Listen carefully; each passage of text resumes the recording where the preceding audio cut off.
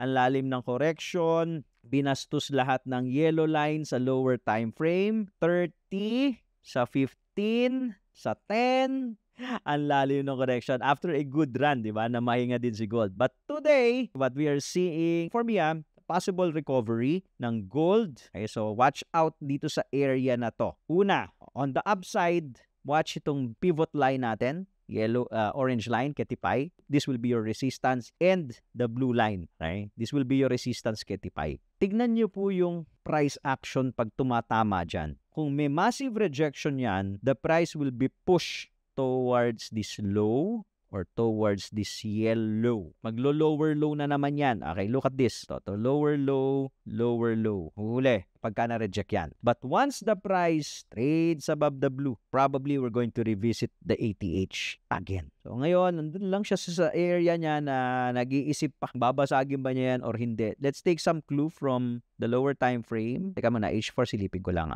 Wala masyadong clue dyan. Sa H1, sa M30, ito rin, sa M30 nakikita nyo, nagkakaroon tayo ng rejection dito sa yellow. Look at this, rejected, pero may ganyan ka. Parang makaka-form ka nito. Parang medyo bear flag to Pag nag-break yan to the downside, ito muna yung tatargetin. Kung magbe-break to the downside, ito po. Okay, look at this. Yan. Okay? So medyo parang ganyan yung itsura niya sa 30. So crucial sa akin yung pivot line dito. Crucial sa akin yung pivot. Kasi pag basag ng pivot, lalagpasan mo din tong yellow sa 30, probably yung blue sa H1, lalakpasan mo rin. So, manenegate itong pattern na to, this bear flag pattern, right? This bear flag pattern. Lower time frame, medyo maganda tong nasa ibabaw na siya ng blue. The price is trading above the blue, kahit nasa ilalim pa ng yellow. Showing some strength sa 15, sa 10, lumalaban.